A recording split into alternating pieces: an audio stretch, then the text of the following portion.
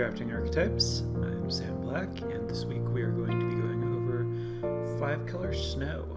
I was going to try to put this one off for a while because I thought that it would be particularly complicated, but I ended up drafting it early because it seems very strong to me, and so I think that I already have a reasonable handle on it, and I think that it's the deck that would help people win the most, and my goal is to help my listeners win more, so I figure this is the best thing I can do toward that end. So we're going to jump straight into the deep end here in Kaldheim with 5-color snow. But before we get to that, I want to give a quick thanks to my patrons over at patreon.com. That's Stephen, Byron, Michael, Arthur, Adrian, Matthew, Arn, Ray, Jack, Jonathan, Parker, Alex, Eric, Kevin, Max, Johan, Daniel, Baptiste, Tobias, Britton, Evan, Eduardo, Eric, Gustavo, John, and Graham. And I also want to mention that if you are considering joining the Patreon, or if you are not but maybe should be, this week I'm going to be going over a lot of cards, and because Kaldheim is new, I'm going to be sure to cover the text of all the cards that I'm talking about. There are a lot of lists that I've broken things into and stuff. Some of that I'm going to have time to talk over in detail, some of it I'm not. With every episode I do a lot of kind of background research that I don't end up discussing directly, but is informing everything that I say. All of that is in spreadsheets. Those spreadsheets compose my show notes, which are available to patrons, so you can see all the thoughts that I've collected behind the scenes in each episode, as well as get access to all of my draft logs and some other content you can check out over on patreon.com/draftingarchetypes if you're interested in supporting the show and getting access to that stuff. But moving right along to 5-color snow. As usual, we're going to start with how you get into 5-color snow. It's really easy.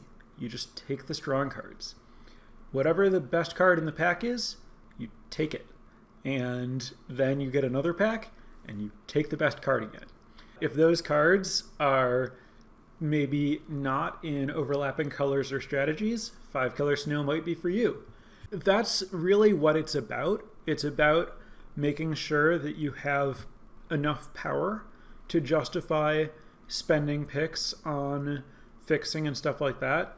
So really it is just if there's a really strong card, take it. If there's another really strong card in the next pack, take it. If these two strong cards happen to fit the same strategy, okay, do that. If they're the same colors, great, that's easy. Just keep doing that thing.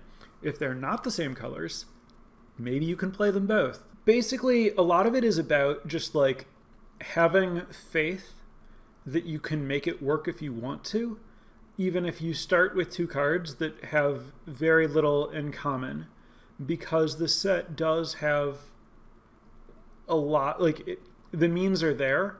Now, that doesn't necessarily mean you'll see them in every draft, and it doesn't necessarily mean that it'll always work out. But the great thing about taking the strong cards is you have an exit strategy.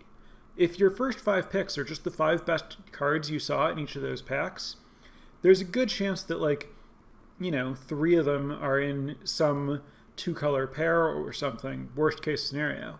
And if, as the draft goes on, you find that it's hard to get fixing, you end up settling into some open colors, maybe you have to jettison 2 of your picks, but you have 5 strong cards, so you're still in a good place. So it's really easy to pivot either into or out of 5-color snow, which makes it a really safe way to go into a draft, which is why I think that in most drafts, early on, I've been kind of looking for an opportunity to do something different, to just get more information on what the other archetypes are. But there's a very, very good chance that I'll go into every draft assuming that I'm 5-color snow until proven otherwise. And I'll just take the best cards, and then if there's no fixing and all the best cards happen to be in some 2 colors, great, that's the deck I am. I'll drop a couple of cards that I took that didn't happen to work out, but as long as like I can play all the best cards, I might as well do that. Understanding that, you need to know which cards you're looking for, which are the best cards. And not all best cards are created equal. I'm looking for kind of like the most raw power. Like, obviously there are really good, like, aggressive 1 and 2 drops, and there are good tricks. Like, I forget the name of it off the top of my head, but the Foretell +1/+1 double strike white uncommon trick. That is a very powerful card. That can steal games pretty easily in an aggro deck. You are not looking for that card in 5 colors now. It's only contextually powerful in an aggressive strategy. That's not what we're looking for here. We're just looking for, like, you know, Jund-style mid-range haymakers. You just want, like, good card advantage, good removal, and you want to make sure that your mana is functional. That means that you want to both make sure that you can cast all of your spells eventually, and that you can cast spells on a curve in the early game to not fall behind. Which means if you have like 2 red cards in your deck, you don't want them to be 2 2/2s that are your whole early game, because you're not going to have enough mountains that you'll be able to cast those 2/2s on the second turn, and so they won't do anything. If you want to have 2/2s in your deck, you need to make sure that they're in the color that you have the most sources of, or maybe if you have a lot of sources of 2 colors, they're one of those 2 colors. But you need to, like, make sure that you can play a normal game of Magic and cast your spells, and you need to make sure that you're, like, paying attention to on which turn am I going to have access to each of these colors of mana, and make sure that your cards line up with that. Similarly, you really need, like, if you have a lot of ways to search for lands, or just, like, some kind of control over what colors of lands you're playing each turn, you want to think about, like, okay, on turn 1, I'm probably going to have green. On turn 2, I'm probably going to have, like, my choice of, like, green-blue or green-black, or I'll have one of those or something. Then on turn 3, I'll play a fixer. I don't know what color I'll have. I'll play some third land, and then I'll play some mana-fixing thing. And then on turn 4, maybe by turn 4, I can plan to have, like, 1 mana of whatever color I'm looking for. But you need to think about, like, am I trying to have double of a color? And if so, when do I think that'll realistically happen, knowing that I'm going to be prioritizing, like, finding all of my colors before finding a second copy of that color or something like that? How many different lands do I need to cast all my spells? Like, if you're 4 colors, that might be 4 lands, it might be 5 lands, it might be 6 lands. It depends on how many of your different colors cost double colored mana in their colors. And you want to try to be, like, depending on how much fixing you have, you might want to be realistic about, like, okay, how many different lands does it take to get all of my colors? Especially, this is very, very, very important to pay attention to, if a large portion of your fixing is Shimmerdrift Vale specifically. That's the snow land common that enters the battlefield tapped and you choose a color that it can produce. That's a great way to fix your mana, but it doesn't fix everything. It fixes anything, and that's different. And you need to, like, pay attention very specifically to exactly which spells your fixing lets you cast and when you can cast them, and make sure that your curve allows you to play things regardless of, like, not regardless of which spells you can cast, but knowing which spells you expect to be able to cast. So while you can cast anything, you need to pay attention. You do need to pay attention. Your mana is not completely free, and throughout the draft, you'll get a sense of how good your mana is and how much you can push it versus how conservative you need to be. So that bridges smoothly into the next thing that I wanted to talk about, which is snowlands and dual lands. How highly should you prioritize them? So there are a lot of different categories of snowlands. For example, Shimmerdrift Vale, if you're likely to play 3 or more colors, this should be, like, an absolute, like, take this above, like, anything short of, like, a bomb. I don't mean a bomb rare, I mean, like, a bomb uncommon, but, like, there's a good chance that you want to take Shimmerdrift Vale over, like, removal and card advantage, which are kind of like the next class of cards for me. And then the snow duels are obviously really good, but there's a difference between a snow duel that you know is 2 of your colors and a snow duel that you that is one color that you're definitely playing and one color that you speculatively might want to splash at some point later in the draft. Those just are slightly different priorities, but not very different for the most part. Like, it really is just like, take like cards that are like, wow, this would make my deck a lot better. And then if there's nothing in the pack that would make your deck a lot better, if it's just like, this is like an okay removal spell, but I can probably find a different like okay removal spell, then you probably want to take a good piece of fixing. And then as far as like snow basics, that's going to be a function of how highly you're prioritizing snow based on how many of your cards care about snow. For example, if you open Blood in the Snow, you're going to take snow basics much more highly than if you just have like random strong cards of different colors that don't specifically care about having a lot of snowlands. And so it's still good to take snowlands because you never know when you'll see a card like that, but you're not going to prioritize them the same way. But in general, that's like, I'd say the snow basics, if I don't have something that is screaming, no, really, these are super important, then they're going to be like, okay, well, I'll probably take like premium removal over them, but I'm going to take them over to like some kind of like, filler creature for my curve or something. I'm always going to take a like snowland over a replacement level card if there's like any chance that I'll care that it's a snowland.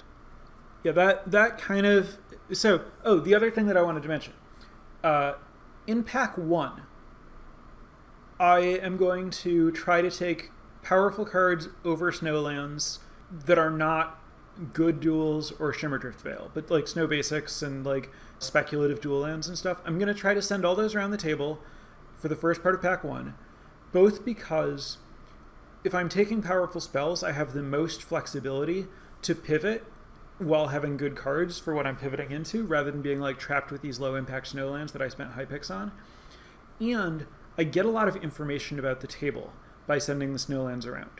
If I can like table snow duels, especially multiples, or if like most snowlands are coming back, I know I can just go full speed ahead in snow. I'm getting it all. And I mean, maybe there's one other person at the table who ends up fighting me for it or something, but basically I can just like go. But if I send the snow stuff around and none of it comes back, now I need to like take stock of where I'm at. And I have some choices. I can either jettison snow entirely and just say like, okay, this is fine. I don't need snow for any of my cards to work. I can still have like multicolor mana that works. I can still take snow cards that offer fixing, and maybe I don't care that much that it's snow. Maybe I'm not going to be like using Icehide Troll, which is the 2/3 common 3-drop in green that you can spend 2 snow to pump it and make it indestructible. Really good card if you're heavy snow. Maybe you don't get to play that card in your deck. That's fine. You don't have to fight over snow. You'll have a bunch of other picks to take strong cards. You can make it work and be multicolor non-snow. That's one option. Alternatively, if you have snow cards that you really want to play, like maybe you have some Icebind Pillars, that's the like 3-mana Icy Manipulator that needs snow to tap something in blue. If you have cards like that and you can't table the snow, that's okay. Now you know that you have to fight for snow in the next 2 packs. And you still have time to do that, and you still have the strong cards that you took from pack 1. And so there's still time to just like kind of balance your pick order and adjust for the table and compete as hard as you need to on snow.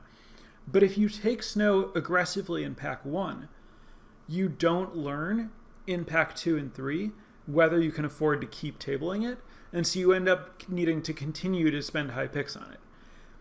Sometimes you can prioritize snow in pack 1 to push other people off so that it's open so that you can get it in the next packs. And like, that's a fine place to end up if it breaks that way, because there just don't happen to be strong cards in pack 1, and you end up in a spot where it's like, okay, the best thing I can do here is pick snow. And maybe you do that because you got some kind of snow payoff early or something. That'll happen sometimes. But for the most part, you want to try to get your snow at the end of pack 1, and then if it doesn't come at the end of pack 1, decide if you're on the plan of fighting for it or the plan of just giving up on snow. And you can give up on snow and be 5 color, or maybe you don't even do that. Maybe you just give up and move in on some 2 color pair. Maybe you were going to splash for some snow cards and you just abandon them and it's fine. You're going to want to make a lot of decisions about what direction you're headed, specifically at the end of pack 3.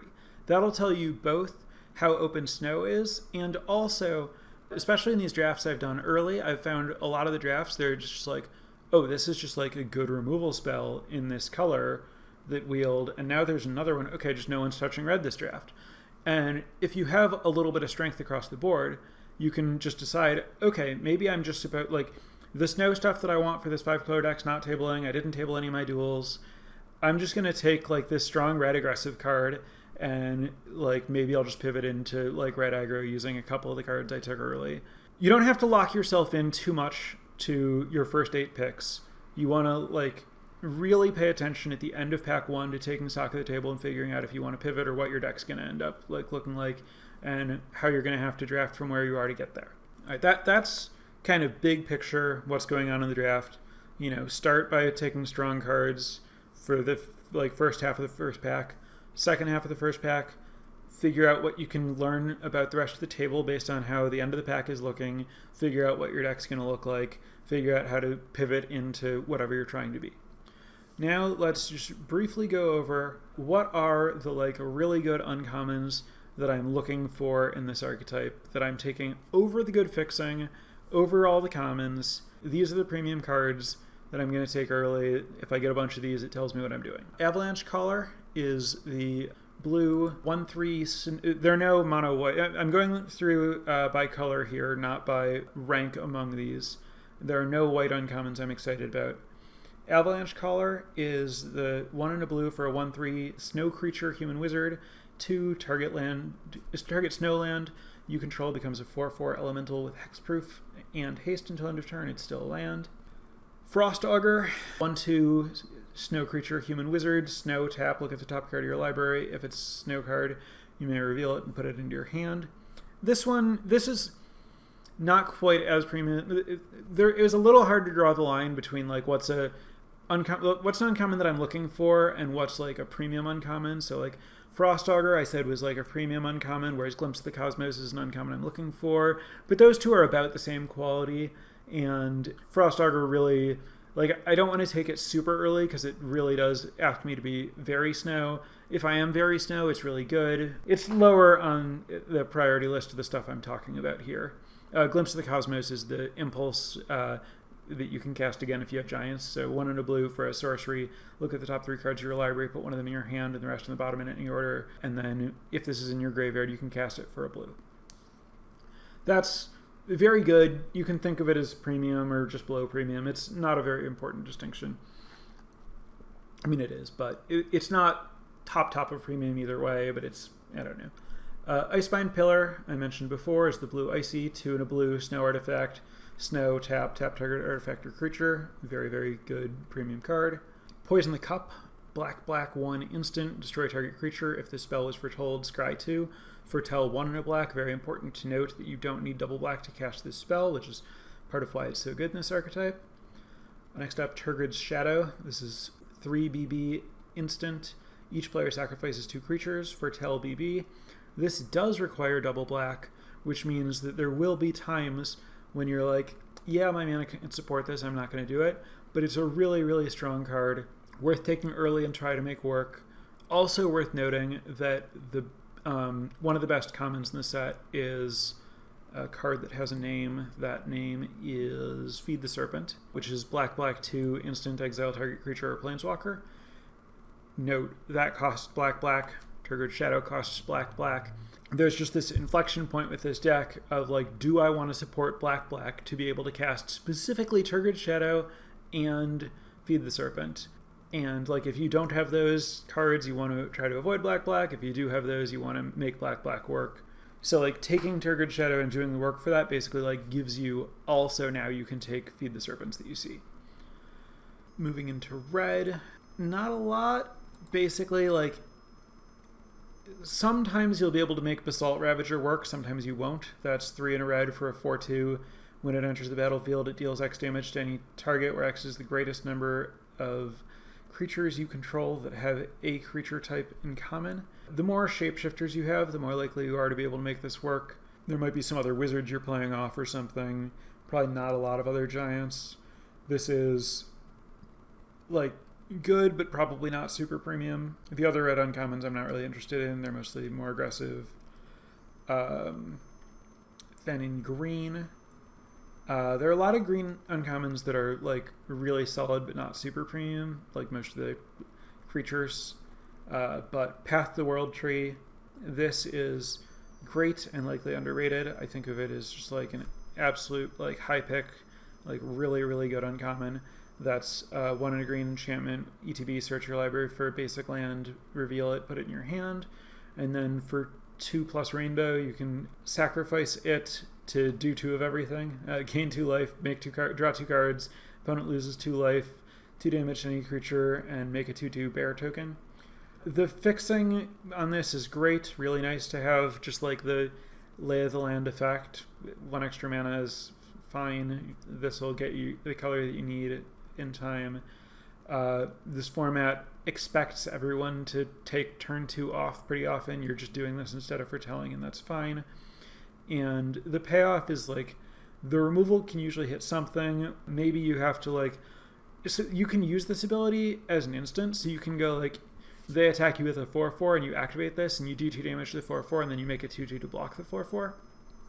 So like between the bear and the 2 damage, you're probably trading with a creature, maybe 2. And then, you know, you get a little life total buffer, you do a bit of damage to them, that's pretty whatever, but you also draw 2 cards.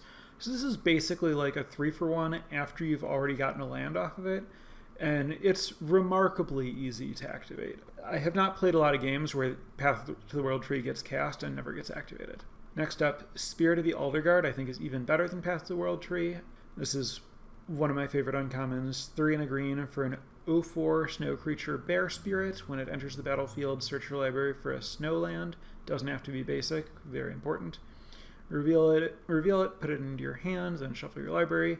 And this thing has +1/+0 for each other snow permanent you control. Some things only count snow lands. This counts everything. The last draft I did, I had 3 of these, and they often had over 10 power. I remember distinctly I had one with at least 14 power. Now, the real important part of this deck is the gold uncommons. That's kind of like, outside of like the powerful green fixing uncommons, your like bread and butter in this archetype is the gold uncommons, the random powerful gold legends and sagas that you can pick up, both at uncommon and rare. I'm only going to go over the uncommons, but this, you certainly want, you know, multiple good rares in a deck like this. Vega the Watcher is 1 white blue for a 2/2 flyer. Whenever you cast a spell from anywhere other than your hand, draw a card. So if you have this, you want to, you know, slightly prioritize foretell. Pretty easy to get a lot of it when you can take foretell cards of any color. You know, this is just a great rate. It's like a Windrake, except it draws you a bunch of cards. Next up, Nerfy, Betrayer King. 3 blue-black, legendary snow creature zombie wizard. Other snow and zombie creatures you control get +1/+1. For 3 snow, you can return it from your graveyard to the battlefield tapped, and it is a 4/3. If you get this early, this is one of those cards that says you need to be serious about snow. This is only particularly good if you have snow, and you need a lot of snow sources to make that work. If it does work, it's very strong, and if you do make it work, it also increases your level of interest in any kind of like self-milling effects to turn this on. Next up, the Trickster Gods Heist. 2 blue-black. You may exchange, first chapter, you may exchange control of 2 target creatures. Second chapter, you may exchange control of 2 target non-basic, non-creature permanents that share a card type. Third chapter, target player loses 3 life and you gain 3 life. So if you have this, you want to prioritize having random garbage creatures. So that means increasing how much you prioritize stuff like the 1/1 elf cleric that makes your opponent discard a card when you play it, random token generators, any random cheap creatures, maybe like the blue 1/3 that taps for a mana for spells or whatever, maybe the masked whatever, the 1/3 green creature that can remove a creature card in your graveyard to naturalize something. Well, exile, but you get the idea. Second chapter, note, this can exchange lands, which doesn't sound like a big deal, but in addition to the fact that it can take your opponent's Snow Duel and give them a basic, it can also take your opponent's uncommon activated ability lands, which is like taking a spell from them, and you just replace it with one of your basics. So you're actually a lot more likely to get value out of the second chapter than you think, because you might think, oh, I need some kind of like random garbage like artifact or enchantment or something. That's pretty unlikely. And like, how likely is it that they have something that shares a type? Like, this sounds pretty fringe, but the swap lands mode is actually pretty real on this card. Go Svella Ice Shaper. Svella Ice Shaper is 1 red-green for a 2/4 legendary snow creature, Troll Warrior with 3 tap. Create a colorless snow artifact token named Icy Manolith with tap, add 1 mana of any color. And then for 8 plus tap this, you can look at the top 4 cards of your library, and you may cast a spell from among them without paying its mana cost, and put the rest on the bottom of your library in any order.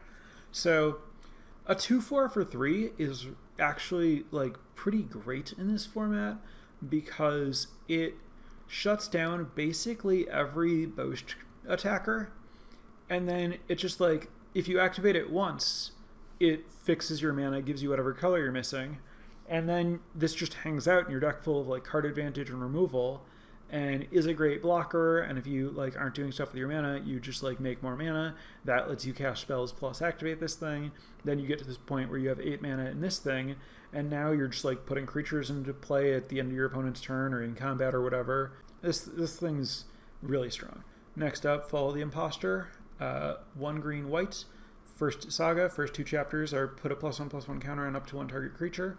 Third chapter is exile a creature with the greatest power among creatures target opponent controls. This one's all about the third chapter. It's just, you get some counters, the counters are nice, and then the third chapter is just like this really strong hard removal spell.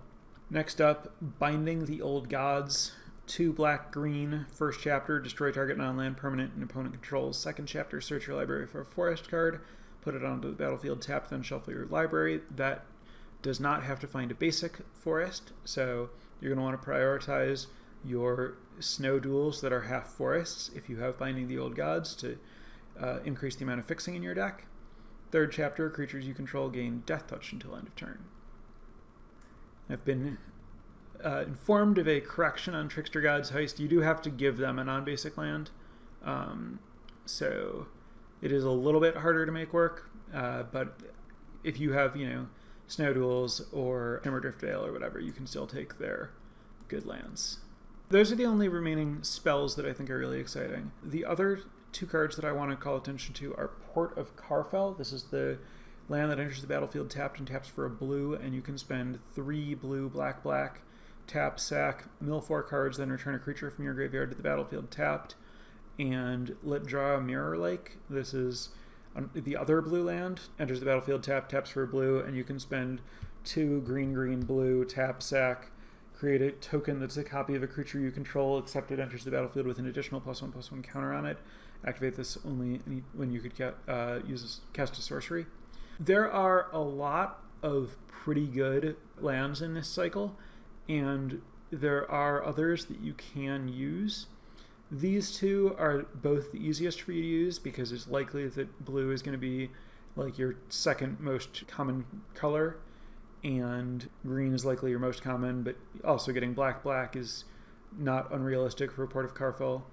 So these are kind of like the easiest of this cycle to use, and also 2 of the better payoffs. Nothing wrong with like the white one that activates for blue where you gain 2 life and draw 2 cards, but that's like nowhere near as impressive as the 2 blue lands. Those are kind of what I jotted down as like the premium uncommons. There are a number of other like desirable uncommons that I'd put in the deck, but like these are the ones that I'm gonna try to take over my fixing early in pack 1, stuff like that. Other cards that I want to call special attention to, I think like the best commons for this archetype are Behold the Multiverse, which is blue 3, scry 2, draw 2, with Foretell 1 and a blue instant, and Sarulf's Packmate, which is 3 and a green for a 3/3 wolf.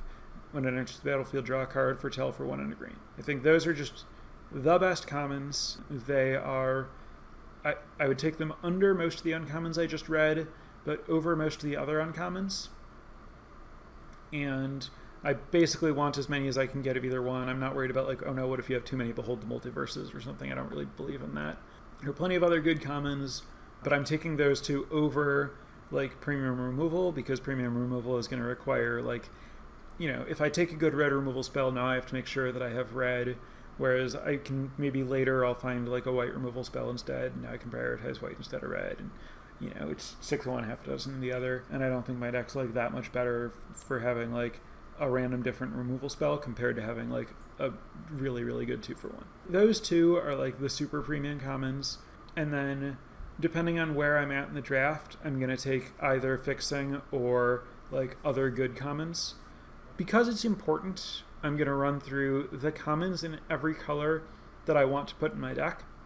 There are plenty of other commons that you can pick and put in your deck if like you have to, if your mana works for them, if they are an effect you're looking for, if you have like some kind of rare or uncommon or some kind of like synergy that you're trying to build to and you find a common that like supports that or whatever. This isn't like a complete list of every common you should ever put in your deck, but it's remarkably close. I'm very unlikely to play any common I don't list if my deck is going well, and it almost always is. There are only 3 red commons I want to play. They're the 3 removal spells, for example. White, there are only 4 cards I'm looking for. Bound in Gold, the Arrest type card. White, 2, enchant creature. Enchanted creature can't do anything.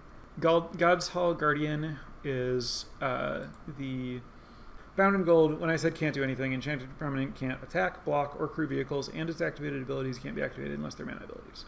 Basically can't do anything. God's Hall Guardian, 5 and a white, 3/6 vigilance for Tell, 3 and a white. Iron Verdict, 2 and a white, instant, 5 damage to target tapped creature for Tell white. Master Scald, 4 and a white, when it enters the battlefield, you may exile a creature card from your graveyard. If you do, return target artifact or enchantment from your graveyard to your hand. This card is key. This is a really important card because very few people want it, and because you have so many good sagas, a lot of the time, obviously you only want to take this if you do have like multiple good sagas, but if you have a bunch of good sagas, this card is awesome. Like a 5-mana 4/4 is like a very good body in this format. This isn't like, yeah, it's a little below rate because I'm getting a 2-for-1 or whatever. It's a good body, and this ability isn't just draw a card. This ability is like get back one of your really good cards and use it again. Master Scald is super, super good and super, super free and not very hard to enable. So like Master Scald is like actually an important common and something you want to be like paying attention to and like making your deck able to use. That's it. Those are the 4 white commons I'm interested in. Blue's a little bit deeper. In blue, I'm interested in Behold the Multiverse, which I talked about, obviously. Bergstrider, which is the another 5-mana 4/4. This one, when it enters the battlefield, tap an artifact or creature an opponent controls. If snow is spent to cast this, that thing doesn't untap. Next up, Bind the Monster. That's the 1 blue enchantment. When it enters the battlefield, tap enchanted creature. It deals damage to you equal to its power, and it doesn't untap. Next up, Disdainful Stroke. You should be familiar with that one. It's common. It's been around for a long time. Next up, Pilfering Hawk. That's 1 and a blue for a 1/2 flyer. Next up, Mistwalker. That's 2 and a blue for a 1/4 changeling flyer. Oh, sorry. The Pilfering Hawk, you can spend a snow, tap it, and loot. That part's important. Mistwalker is the 1/4. You can give it +1/-1 for 1 and a blue and flying changeling. Run Ashore. This is 4 blue. Instant, choose one or both. The owner of target non-land permanent puts it on top or bottom of their library and return target non-land permanent to its owner's hand. This is just like a great tempo card for like if you're like, you know, getting behind, you can get rid of 2 of your opponent's things. Also really easy to set up lethal if you're in some kind of like moderately sized board stall or whatever. Like you just get rid of 2 of their block. Not like board stall exactly, but just like it's not that uncommon when you both have like a bunch of removal and stuff that like you just both have a couple of big creatures or whatever, and you can just go like, okay, get rid of both your blockers, kill you. But the best trick to watch for on Run Ashore is put the 3rd chapter of your saga on the stack, bounce the saga to your hand, bounce their creature to the top of their deck. It's slow in that you had to spend your turn buying your saga back, but you also got their creature out of play. So you like get it's a 2-for-1 rather than a tempo card, because now you've like forced them to draw their creature again and gotten it out of play and everything. And you've also now kind of like drawn this extra card, but the extra card is like a good saga, which might itself be like another 2-for-1. So Really, really good interaction there. Definitely makes it worth playing like this 6-drop. You're looking for high impact cards like this anyway, because you're ramping, and so you want something to do with that extra mana. A couple of cards I didn't mention. Raven Form. I think this is filler removal, and you can do better. This is the sorcery that exiles an artifact or creature and makes a 1/1 bird.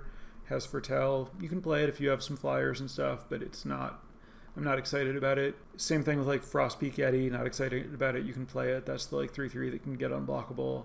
Not excited about the 1/4 that Zombie Wizard that can give you some mana for foretelling things or playing instants or sorceries. It's playable if you have a lot of foretell or instants or like a lot of ways to use the mana. You can play it. It's fine. Another card I didn't mention, Augury Raven. People would probably be mad if I didn't say anything. That's the 3/3 flyer for 4, flying foretell for 2. Totally fine to play this card if you get it, but I wouldn't value it as highly as I think you're going to have to value it to get to play it. I think it's like a fine creature, but nothing to write home about. Yeah, I would play it. Yeah, I would draft it over replacement level stuff. I just don't expect that it's going to end up in very many of my decks because I think it's going to be overrated. Black. Feed the Serpent. Already talked about it. Great if you can do double black. You might not want to do double black though, but you probably want to take it pretty early. Try to make it work if you see it early. You might have to not bother with it later in the draft. Priest of the Haunted Edge. 0/4 for 1 and a black. Zombie something. Zombie Cleric. Tap sack. Target creature gets -X/-X until end of turn, where X is the number of snowlands you control. Activate this only anytime you can cast a sorcery. How good this card is obviously a function of how much snow you have, but I like it. It's a great way to put a creature in your graveyard for the things that need you to exile a creature from your graveyard to do stuff. Can like answer a flyer or whatever, and it's like a good blocker early. Can also kill a lot of the like small boast stuff. It's a good card. Also really good at turning on Raise the Draugr if you're in that market. That's the like double zombify thing or double raised dead thing that I discovered today as an instant. So anyway, Feed the Serpent, Priest of the Haunted Edge, way down. That's the black sorcery. Exile a creature in your graveyard as an additional cost. Target creature gets -3/-3 until end of turn. This one you're only going to want to play if you expect to like. You want to be careful about how awkward this one is, but it is strong enough to try to make it work. And then Coma's Faithful. This is the 3/1 Elf Cleric lifelink. When it dies, each player mills 3 cards.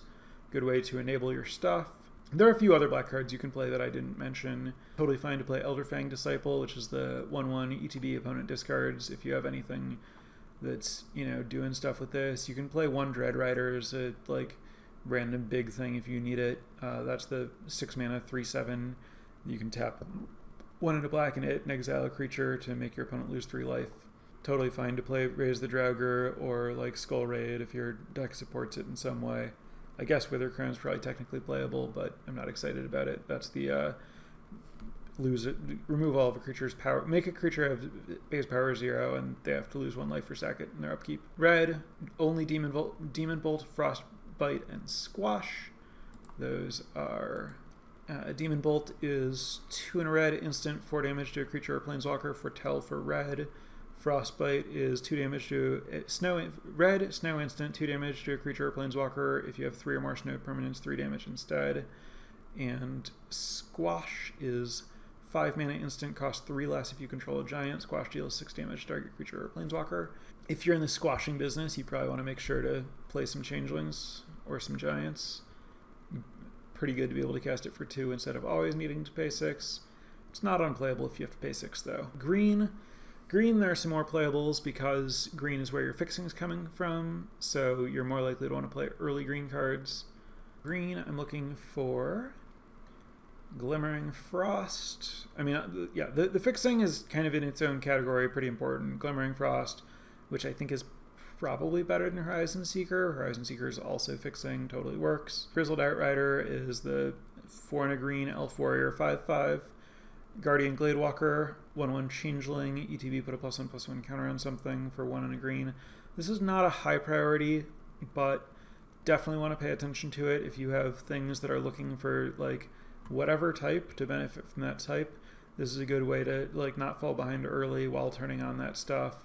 Might trade off, let you do your exile creature things. Serviceable card, nothing exciting. Icehide Troll, this is like, you really, really want to pay it. Like, this is a premium common if you are good at generating snow. This is 2 and a green for a 2/3 for snow. It gets +2/+0 and indestructible until end of turn, and tap it. Masked Vandal, kind of in the same space as Guardian Gladewalker, but quite a bit better. That's the 1/3 changeling. ETB, you can exile something to exile an artifact, exile a creature to exile an artifact or enchantment. Ravenous Lindworm, 4 GG, ETB gain 4, 6/6. Packmate I talked about. Sculptor of Winter is the 1 and a green 2/2 tap untap target snowland. Not exactly fixing, but super, super, super important for the deck. Really, really good. If you're doing snow, you want these things. Struggle for Skemfar. Playable removal, but you want to pay attention to like your creature density and how good you're actually going to be at fighting. This is 3 and a green sorcery, hunt the weak with Foretell for a green. Other commons that you're looking for are just lands. Those are the commons that I want to play. There are a bunch of other like uncommons that are, you know, any uncommon that I didn't list that looks good is probably in the category of like, yeah, these are, you know, generally probably better than like, you know, most of the commons, not better than everything, but, you know, figure it out if you want these things or a removal spell. I don't know. It's all close and depends on your color situation and what your deck needs and everything. All right, last thing I want to stress before I open it up to questions. When you're drafting, don't worry about like what's my win condition or like how am I going to win. If you're like anywhere in this space, you have there's something going on in your deck that it does well or you wouldn't be here. You have a lot of removal. You have like good 2-for-1 creatures. You have like powerful, like all the cards that you want are strong. Many of them provide card advantage in some way. Many of them like answer your opponents. Like they're clean removal spells. They're like cards that generate value over time. They're 2-for-1s. If your deck is full of this stuff and you don't die, your opponent's going to run out of resources and you're going to kill them most of the time. Doesn't really matter with what, like, at all. Just don't worry about it.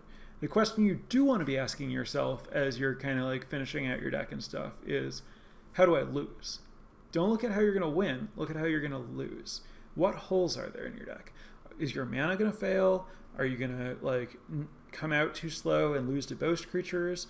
Are you going to like get killed by flyers or like creatures that are unblockable?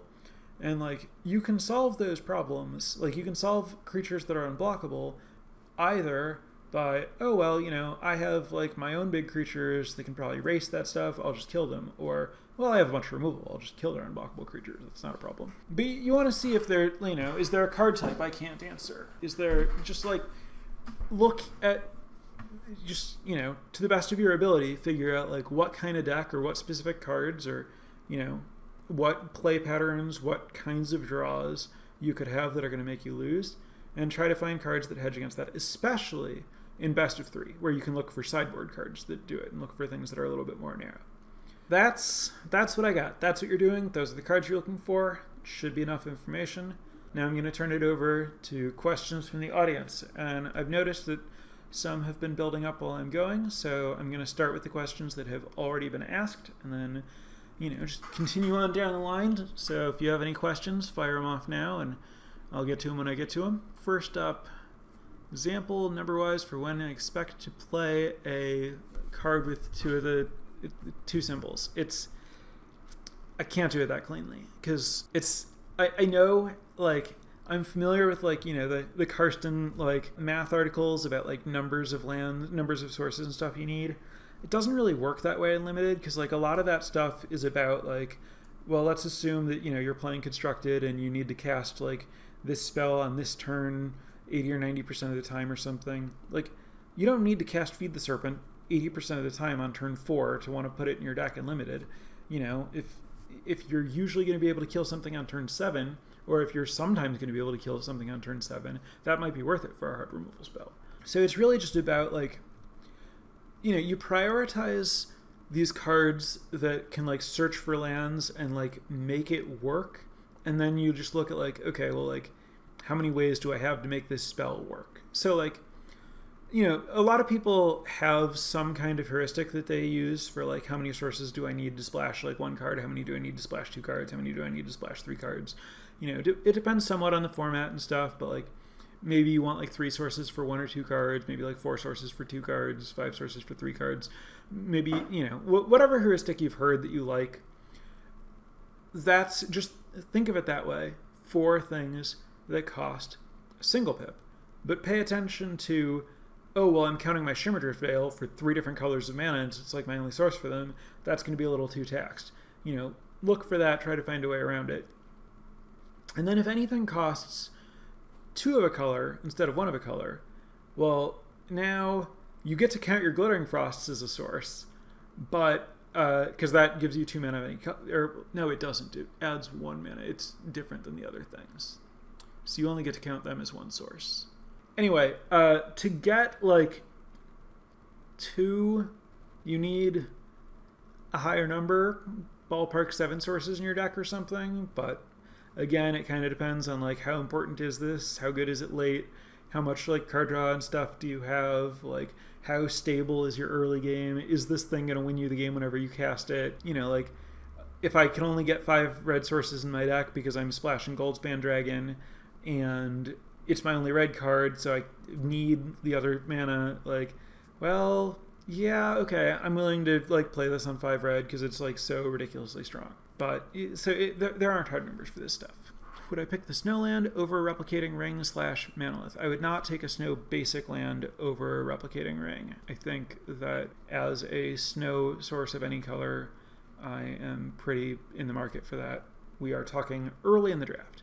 Later in the draft, who knows? It really depends on my curve, my requirements, whether I need the mana fixing or whether I'm like already pretty well off, All right, next question. Found the format more aggressive than expected. Do I think that 2-drops are particularly important in 5-color snow? What are some key 2-drops for this archetype?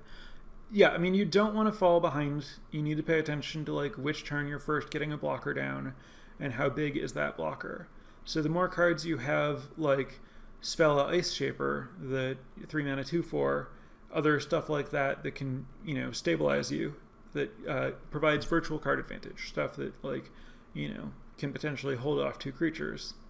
The more of that you have, the less emphasis there is on having 2-drops, the more you can spend turn 2 playing fixing and stuff. Whereas the more you're planning to cast like Replicating Ring and Glittering Frost on turn 3, the more you need to make sure you're doing something on turn 2 so that you aren't waiting until turn 4 to commit to the board. I'd say in general you want to make sure that you can impact the board on either turn 2 or turn 3 basically all the time. If you reliably can't do that, you're going to lose to aggro decks. If you reliably can't impact the board on turn 2 or 3, you better have like good anti-aggro cards. You better have like some Turgid's Shadow type cards and, make a point of putting stuff like Coma's Faithful in your deck that can gain some life and block something. Maybe prioritize something like God's Hall Guardian that can come down on turn 4 and stop multiple attackers. Look for life gain where you can find it. Look for, whatever you can to like mitigate the fact that you're starting that far behind. Maybe Iron Verdict becomes a priority. But yeah, for the most part, like you need to figure out like, okay, just make sure that you can play a good blocker on 2 or 3. And again, that's usually going to be in the form of green creatures, though there are plenty of blue creatures that can also fill the role, or black, whatever your secondary color is. How good is Priest of the Hunted Edge? It's good if you're snow. I covered it. Do I foretell the meta game changing to make drafting this deck harder? How might I adjust? Honestly, I do not. This is the kind of deck that's like kind of unexploitable, especially given what I was saying about how easy it is to pivot. As long as you like keep everything I said about when and how to pivot in mind, I think this is just like a safe way to do things. Just prioritize strength, make it work. And it's going to, like, how I end up making it work is going to vary from table to table and might have to adapt to a metagame and stuff, but the fundamental principles are just going to work. Alright, now we have a question about, I said to send the snow cards around, and the person liked cutting snow to be rewarded, and asks if I think this is different or if they were drafting MH1 wrong. I prefer to draft MH1 the way that I was saying. Their drafting is always, everyone finds their local maxima. They find what works for them rather than what's necessarily like the best thing you can possibly do. I don't know that you were drafting it wrong for you. I don't know that my way of drafting it was optimal. I don't know that your way of drafting it was or wasn't optimal. I suspect that your way wasn't optimal. I don't think I would suggest doing the thing that you were doing most of the time in the dark if you didn't have like a powerful snow card that was the reason you were cutting stuff.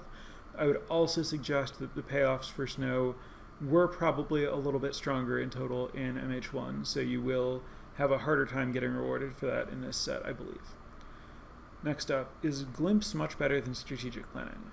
Yes. Choosing 2 out of 6 is a very different world than choosing 1 out of 3. I believe that this deck is quite capable of casting the second half of Glimpse pretty consistently, and you're playing the kind of long game where that matters. Strategic planning didn't make my list because it's rough to take time off for that when you're taking time off for other stuff, but like if you're high on stuff that's using the graveyard or low on fixing, it is not an unplayable card. Next question was about Sealed. That is both not the focus of this podcast and not something that I'm going to claim to know anything about, but like, yes, I think that on average Sealed will likely play more colors in this format than it does in lots of Sealed formats. There's more fixing that happens in a lot of Sealed formats that have fixing. Another, how does this compare to my previous knowledge about drafting multicolor decks? This is about similarities to drafting Gates in Ravnica Allegiance. I think the principles are very similar. I think you can apply a lot of what you know about drafting Gates from Ravnica Allegiance to drafting this deck pretty safely. Next question, are there any major shifts in drafting this? Best of 1 versus best of 3? I don't have enough information to know. This is the kind of deck that like sideboards pretty well because it has access to everything, but sideboards poorly because you need to take like lands over sideboard cards sometimes. The hand smoother is going to help aggressive decks, which is like probably going to hurt you on the margins, but I don't think it matters a lot, but it could. And then does the presence of this deck inform other decks? Probably somewhat, but I'm not at the point where I know how. I mean, you want to, your aggro deck should be able to kill someone before they outpower you, I guess. It's like, but that's just true of aggro decks, so I don't know what you're doing differently based on that or anything. Is Broken Wings main deckable? Probably if you're like, I mentioned figuring out what you're going to lose to. If Flyers are what you're going to lose to a lot of the time, then Broken Wings is main deckable. Do I want to expect to play it when I take it? Probably not. If you're fully into a snow draft, do I value Glittering Frost over Snow Duels? Sculptor. Definitely a hard question that's going to depend on how deep I am in playables and how much I need the fixing. Like, Sculptor doesn't fix Glittering Frost. Like, Sculptor doesn't fix or fixes only for double colors, so Sculptor fixes the least well. Snow Duels fix better than Sculptor. Glittering Frost fixes better than Snow Duels. So it's going to be a function of how much I need the fixing. It's going to be a function of like how, long I am on spells versus long I am on lands, where I want to make sure that I have enough playables, but I don't want to, but if I'm going to have to cut something that I'd be happy with, then I want to improve my lands more than I want to improve my spells. In general, I am going to prioritize Sculptor over Frost unless my mana is in a really hard spot. If I have a lot of snow lands, if I don't have a lot of snow lands, I'm obviously going to prioritize Frost over Sculptor. These three can all go anyway, but I'm going to guess on average for me, most of the time, I'm probably going to be in a spot where I'm valuing Duels over Sculptor over Frost, but that's not, consistently prescriptive. Do I rate snow-covered lands differently? Yes, substantially. Snow-covered forest is much better than snow-covered plains early in the draft because I will expect that I'm going to want several forests in my deck, where I'm going to expect that I'm going to want exactly one plains in my deck. So while the first snow-covered plains is as good or maybe even arguably better than the first snow-covered forest, because I'm more likely to find myself in a spot where I'm tutoring for a plains than where I'm tutoring for a forest, because I'm naturally drawing my forests, the second snow-covered forest is great, whereas the second snow-covered plains is useless. So it's about like hedging against the spots that I'm likely to be in for future picks. But But obviously, like, given the fact that, as I mentioned, like, a snow-covered plains is actually probably better than a snow-covered forest if it's like, last couple picks in the draft. This all can change a lot depending on your exact situation. Any archetype/color pair I feel unfavored against? Way too early for me to answer that question, as you predicted. So it's just a question about, deep in a draft, how do you draft? Totally depends. Need to have, like, really, look at your curve, look at how everything's going to play out, look at what you need. Easy mode is just the part where it's, you're taking busted stuff, and hopefully you can spend most picks either taking, like, something great or some fixing. Remember that the hardest picks are the ones that matter the least. All of those, like, if it's too close to call, you're probably not going to gain or lose a lot of percentage if you call it wrong. A-Funk, this was about some decks that Matt and I drafted on stream last night. We drafted a red-white combo aggro deck that got a lot of wins by combining the double strike white uncommon with the trample red common. And then we drafted a really, really strong version of 5-color snow. And the question was which of those decks I think is better supported at common. I believe that the snow deck it's so supported in commons is weird because, like, you don't actually want your snow deck to be based on commons.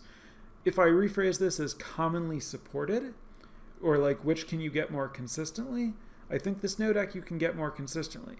If I'm in some weird pauper draft where I'm not allowed to play any of my uncommons or rares, I'm not drafting a snow deck because my cards are all going to suck and my mana's going to be bad. But as far as, like, will consistently work, I would say that the deck that we were drafting was very much about that double strike uncommon specifically, whereas this snow deck has a lot more, interchangeable, like, any random good saga uncommon is the same as any other random good saga uncommon or something. So I think that, like, if you're going to force something, I think that this is the least exploitable path to force.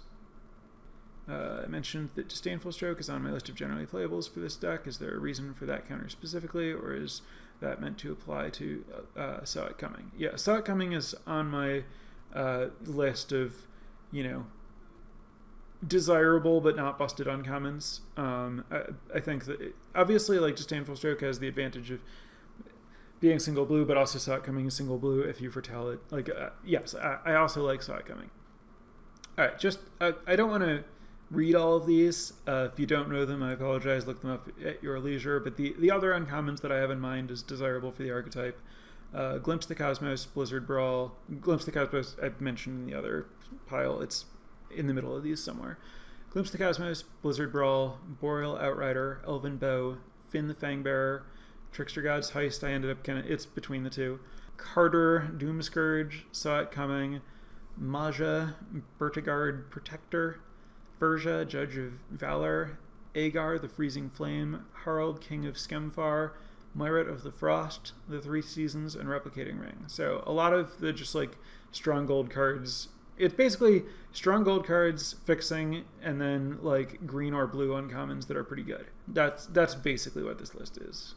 All right, it was fun. That's going to wrap us up. Thank you, everyone, for who's here on Twitch for watching. For anyone who is not here on Twitch and listening, but interested in tuning in live, asking some questions next time, you can catch my stream at twitch.tv/SamuelHBlack at 8 p.m. on Thursdays.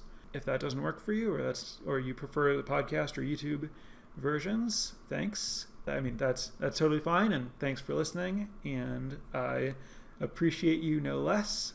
And 8 p.m. Central. If this is YouTube, like and subscribe. If this is a podcast, feel free to, leave some feedback on whatever platform you're on. If this is Twitch, say hi. All right. Thank you, everyone. And that will wrap it up for this week.